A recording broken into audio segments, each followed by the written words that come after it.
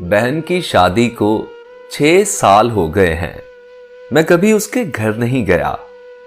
ईद शबरात कभी भी अम्मी या अब्बू ही जाते हैं।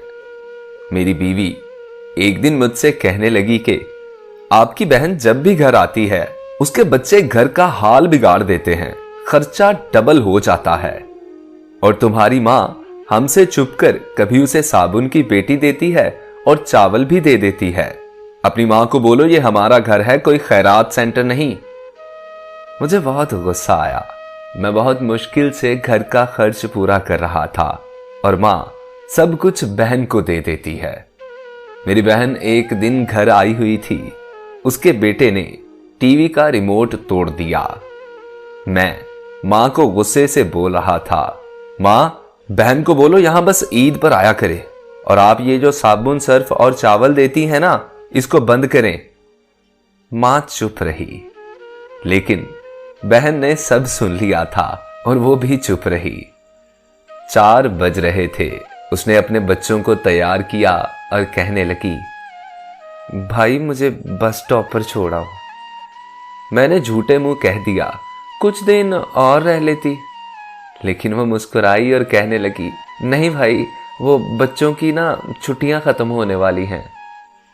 फिर जब हम दोनों भाइयों में जमीन का बंटवारा हो रहा था तो मैंने साफ इनकार किया कि मैं अपनी जमीन में से बहन को हिस्सा नहीं दूंगा। बहन मेरे सामने बिल्कुल खामोश बैठी थी, सब सुनती रही, कुछ ना बोली। मां ने कहा, बेटा बेटी का भी हक बनता है। मैंने गाली देकर कहा, कुछ भी हो जाए मैं हिस्सा नहीं दूंगा। मेरी बीवी भी बहन को बुरा भला कहने लगी, लेकिन मेरी बहन खामोश रही। बड़ा भाई अलहदा हो गया। कुछ वक्त के बाद मेरे बड़े बेटे को टीबी हो गया। मेरे पास उसके इलाज करवाने के लिए पैसे नहीं थे। मैं बहुत परेशान था और कर्ज भी ले चुका था। मैं गुमसुम सोचों में डूबा एक कमरे में अकेला बैठा था और शायद रो भी रहा था। उस वक्त वही बहन घर आई। मैंने गुस्से से बोला, अब ये मनहूस आ गई। फिर मैंने बीवी से बोला कि बहन के लिए कुछ बना दो, आ गई है ये। मेरी बीवी कहने लगी, कोई जरूरत नहीं गोश्त या कुछ और बनाने की। फिर 1 घंटा बाद मेरी बहन मेरे पास आई और बोली, भाई परेशान हो? बहन ने मेरे सर पर हाथ फेरा और कहने लगी, बड़ी बहन हूं तुम्हारी, गोदी में खिलाया मैंने तुम्हें, देखो अब इतने बड़े हो गए हो कि मुझसे भी बड़े लगते हो। फिर मेरे करीब हुई, अपने परस से सोने के कंगन निकाले और मेरे हाथ पर रख दिए। फिर आहिस्ता से कान में बोली, पागल तू ऐਵੇਂ परेशान होता है। बच्चे स्कूल थे, मैंने सोचा दौड़ते दौड़ते भाई से मिलाऊं। ये कंगन बेच, अपना खर्चा कर और बेटे का इलाज करवा। कमलिया टेंशन न लिया कर, शक्ल तो देख क्या हालत बना ली है। मैं खामोश था, बहन की तरफ देखे जा रहा था।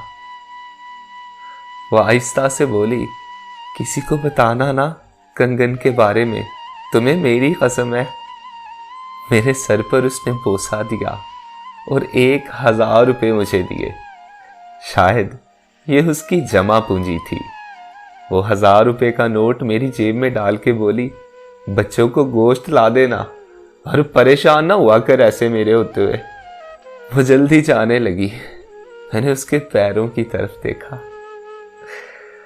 टूटी हुई जूती पहनी थी उसने और फटा पुराना सा दुपट्टा ओढ़ा था। वो जब भी आती थी उसके सर पर वही पुराना दुपट्टा होता था। कुर्बान जाऊं बहन की इस मोहब्बत पे। हम भाई कितने मतलब परस्त होते हैं ना।